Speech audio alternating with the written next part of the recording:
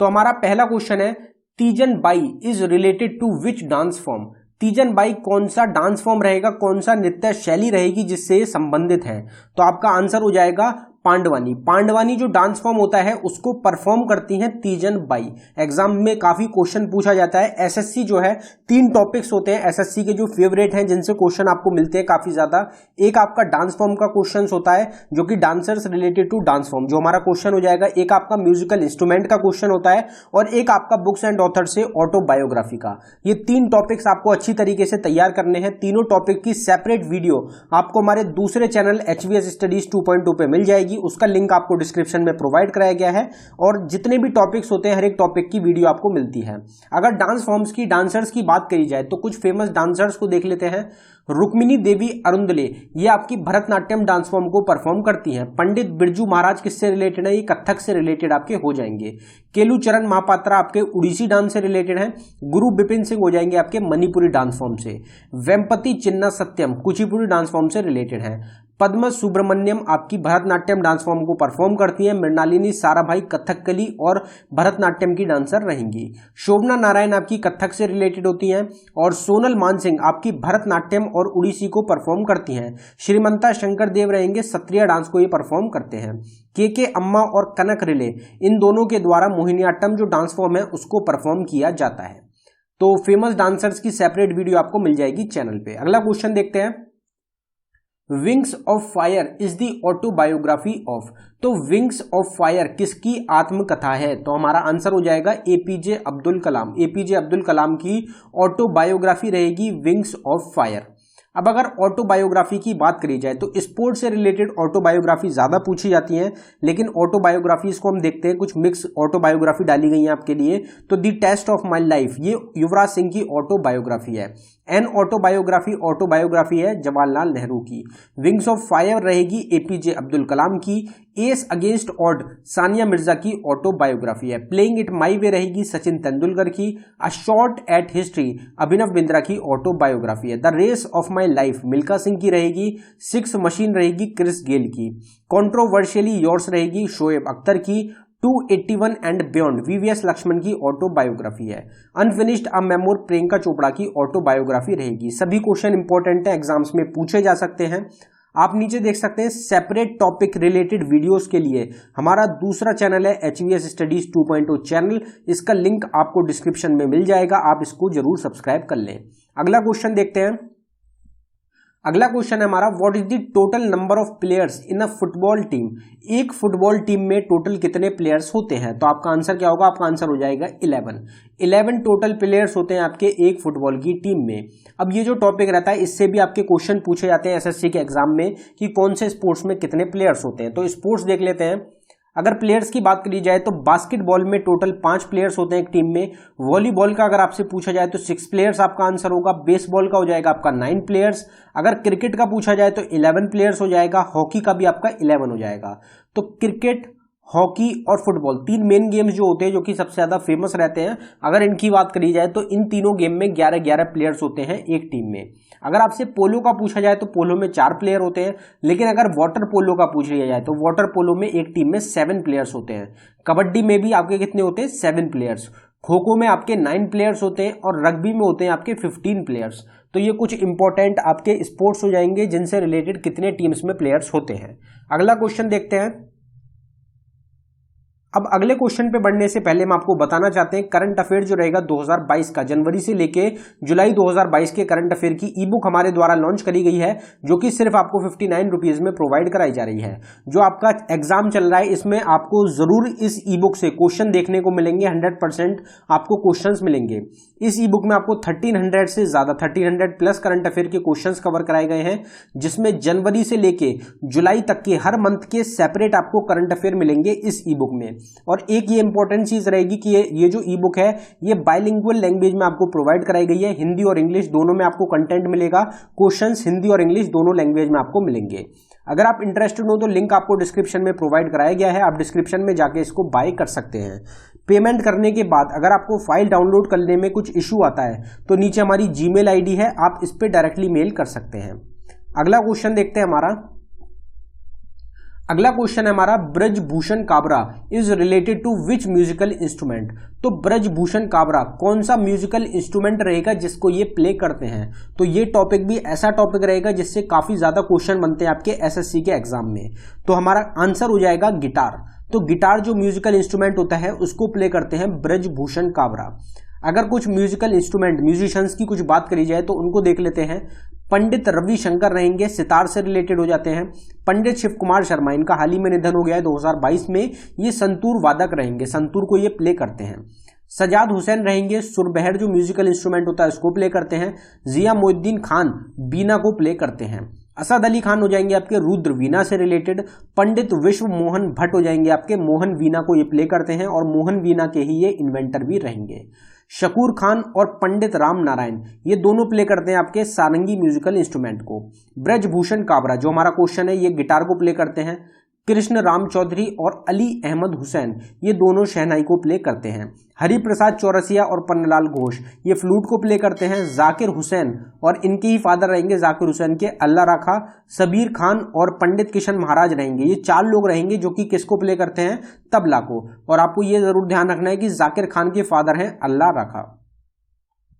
अगर इस टॉपिक की आपको सेपरेट वीडियो चाहिए तो सेपरेट वीडियो हमारे दूसरे चैनल पे आपको मिल जाएगी, लिंक डिस्क्रिप्शन में प्रोवाइडेड है। अगला क्वेश्चन देखते हैं। As per census 2011 the population density of India is. तो सेंसस से भी काफी ज्यादा क्वेश्चन देखने को मिले हैं आपके एसएससी 2022 के एग्जाम्स में। तो अगर सेंसस की बात करी जाए कि सेंसस 2011 के मुताबिक पॉपुलेशन डेंसिटी कितनी है इंडिया की, तो हमारा आंसर हो जाएगा 382 पॉपुलेशन डेंसिटी है इंडिया की। बांग्लादेश की पॉपुलेशन डेंसिटी सबसे ज्यादा रहेगी, यह भी आपको पता है। अगर सेंसस की बात करी जाए तो सेंसस से रिलेटेड कुछ इंपॉर्टेंट क्वेश्चंस की बात कर लेते हैं। अगर मोटो की बात करी जाए तो मोटो क्या है सेंसस 2011 का, are census are future. Highest populous union territory है दिल्ली और लोएस्ट पॉपुलस यूनियन टेरिटरी है लक्षद्वीप। हाईएस्ट पॉपुलस स्टेट रहेगी आपकी उत्तर प्रदेश और सबसे कम पॉपुलेशन वाली स्टेट है सिक्किम। हाईएस्ट अर्बन पॉपुलेशन कौन सी स्टेट की है, तो वो है महाराष्ट्र की। एवरेज सेक्स रेशियो कितना है इंडिया का, तो वो है 943। हाईएस्ट सेक्स रेशियो अगर पूछा जाए कौन सी स्टेट का है तो वो है केरला का 1084 और लोएस्ट सेक्स रेशियो है हरियाणा का 879। लोएस्ट सेक्स रेशियो वाली यूनियन टेरिटरी और हाईएस्ट वाली कौन सी है, तो हाईएस्ट सेक्स रेशियो वाली यूनियन टेरिटरी है पुडुचेरी 1037 के साथ और दमन दीव है लोएस्ट सेक्स रेशियो वाली यूनियन टेरिटरी 618 के साथ। टोटल लिटरेसी रेट कितना है इंडिया का, तो 74%। अप्रॉक्स लिया हमने 74.04 आपका आंसर रहेगा। 74% आप अप्रॉक्स में याद रखें। अगर मेल लिटरेसी रेट की बात करी जाए तो 82.14% मेल लिटरेसी रेट है इंडिया का और फीमेल लिटरेसी रेट है 65.46% इंडिया का। हाईएस्ट लिटरेसी रेट वाली स्टेट कौन सी है, तो वो है केरला 94% के साथ और लोएस्ट लिटरेसी रेट वाली स्टेट कौन सी है इंडिया की, तो वो है बिहार 61.8% के साथ। तो ये सब क्वेश्चन हैं आपके सेंसस से रिलेटेड। सेंसस की सेपरेट वीडियो भी आपको चैनल पे मिलेगी, दूसरे चैनल पे। Who is appointed as the new lieutenant governor of Delhi? तो दिल्ली के नए लिeutenant गवर्नर चुने गए हैं, हाल ही की अपॉइंटमेंट रहेगी। तो उनका क्या नाम है, तो हमारा आंसर हो जाएगा विनय कुमार सक्सेना। विनय कुमार सक्सेना नए लिeutenant गवर्नर चुने गए हैं दिल्ली यूनियन टेरिटरी और इंडिया की कैपिटल के। अगर यहाँ पे दिल्ली की बात हुई है तो दिल्ली को एक बार देख लेते हैं। दिल्ली को यूनियन टेरिटरी का दर्जा मिला था 1956 में। नेशनल कैपिटल टेरिटरी बनी थी दिल्ली 1 Feb 1992 को। डिस्ट्रिक्ट की अगर बात करी जाए तो टोटल 11 डिस्ट्रिक्ट हैं दिल्ली में। लेफ्टिनेंट गवर्नर कौन है, तो विनय कुमार रहेंगे। न्यू अपॉइंटमेंट है जो हमारा क्वेश्चन है। सीएम है करंट टाइम में अरविंद केजरीवाल, आम आदमी पार्टी से रहेंगे। नए चीफ सेक्रेटरी कौन बने हैं, तो वो है नरेश कुमार। ये भी क्वेश्चन इंपॉर्टेंट एग्जाम के लिए, अभी हाल ही की ही अपॉइंटमेंट भी आपकी रहेगी। पुलिस कमिश्नर कौन है, तो वो रहेंगे Rakesh Asthana. Deputy chief minister कौन है दिल्ली के, तो वो है मनीष सिसोदिया, ये भी आम आदमी पार्टी से ही रहेंगे। लेजिस्लेचर की अगर बात करी जाए तो यूनिकैमरल है, 70 सीट्स रहेंगी। राज्यसभा में 3 सीट है दिल्ली की और लोकसभा में 7 सीट्स हैं दिल्ली से। अगर कुछ मॉन्यूमेंट्स टॉम्ब्स की कुछ चीजें की बात करी जाए जो कि दिल्ली में लोकेटेड है, तो हुमायूं टॉम्ब है दिल्ली में, कुतुब मीनार रहेगा, रेड फोर्ट है, टॉम्ब ऑफ मोहम्मद शाह भी लोकेटेड है दिल्ली में, लोधी गार्डन भी है और लोटस टेम्पल, ये सब आपके लोकेटेड है दिल्ली यूनियन टेरिटरी में। अब यहाँ पे जो टॉपिक है हमारा, वो हमारा टॉपिक है न्यू अपॉइंटमेंट का। तो कुछ न्यू अपॉइंटमेंट की हम बात करेंगे यहाँ पे तो उनको देख लेते हैं। 2022 की अपॉइंटमेंट रहेंगी। इसरो के चीफ कौन चुने गए, तो एस सोमनाथ रहेंगे। शंघाई कॉरपोरेशन ऑर्गेनाइजेशन के हेड चुने गए हैं शेंग मिंग। पाकिस्तान की पहली वुमेन जज चुनी गई है सुप्रीम कोर्ट की, उनका नाम है आयशा मलिक। चेयरमैन और सीईओ कौन है रेलवे बोर्ड के, तो वो हैं वी के त्रिपाठी। इंडिया के चीफ इकोनॉमिक एडवाइजर हैं वी अनंत नगेश्वरन। अगर प्राइम मिनिस्टर की बात करी जाए, बारबाडोस के चुने गए हैं मियां अमूर मोटले रहेंगे। न्यू डेवलपमेंट बैंक का 9th मेंबर कंट्री बनी है इजिप्ट। नए चीफ चुने गए हैं इंडियन आर्मी के मनोज पांडे रहेंगे। पहली महिला हेड बनी है Oil and Natural Gas Corporation की Alka Mittal. United Nation Security Council की एंटी टेररिज्म कमेटी के चेयरमैन चुने गए हैं टी.एस. त्रिमूर्ति। सीईओ चुना गया है विस्तारा एयरलाइंस का विनोद कनन को। मिनिस्ट्री जो है स्टील की, उसके सेक्रेटरी चुने गए हैं संजय कुमार सिंह। और जो स्टील मिनिस्ट्री है उसके जो पद है वो अभी रिजाइन कर दिया गया है स्टील मिनिस्टर के द्वारा। और अब जो वो पद है, जो स्टील मिनिस्टर है, वो कौन है करंट टाइम में, तो ज्योतिरादित्य सिंधिया स्टील मिनिस्टर बन गए हैं इंडिया के। एडिशनल चार्ज उनको मिला है। IMF इंटरनेशनल मॉनेटरी फंड के डिप्टी मैनेजिंग डायरेक्टर चुनी है गीता गोपीनाथ। इससे पहले ये चीफ इकोनॉमिस्ट थी IMF में। अगला क्वेश्चन देखते हैं। In which of the following year was the Battle of Chanderi fought between Babur and Medini Rai? तो बैटल ऑफ चंदेरी जो लड़ी गई थी बाबर और मेदिनी राय के बीच में, वो कौन से साल में लड़ी गई? तो आपका आंसर हो जाएगा 1528, 1528 में बैटल लड़ी गई थी चंदेरी में। और ये लड़ी गई थी बाबर और मेदिनी राय के बीच में, जिसमें बाबर के द्वारा इस बैटल को जीत लिया गया था। अब मुगल एम्पायर की जो बैटल्स हैं वो एग्जाम्स में काफी ज्यादा पूछी जाती हैं आपसे, तो मुगल एम्पायर्स की बैटल्स की बात कर लेते हैं। तो मुगल एम्पायर की अगर बात करी जाए तो पहली बैटल जो लड़ी गई थी पानीपत की 1526 में लड़ी गई थी, जिसमें बाबर के द्वारा इब्राहिम लोदी को हराया गया था और इन्होंने एस्टेब्लिश कर दिया था मुगल एम्पायर को। बैटल ऑफ कनवा लड़ी गई थी 1527 में बाबर ने, जिसमें राणा संगा ऑफ मेवाड़ और उनके अलाइज को हरा दिया था। फिर तीसरी जो लड़ी गई थी, जो हमारा क्वेश्चन था, और उसके बाद फिर चौथी लड़ी गई थी बैटल ऑफ घाघरा, जिसमें 1529 में, जिसमें बाबर के द्वारा जॉइंट फोर्सेस थी अफगान की और सुल्तान ऑफ बंगाल की, इनको हरा दिया गया था। फिर 1530 में डेथ हो गई थी बाबर की। फिर बैटल ऑफ चौसा की अगर बात करी जाए 1539 में शेरशाह सूरी ने हुमायूं को हरा दिया था।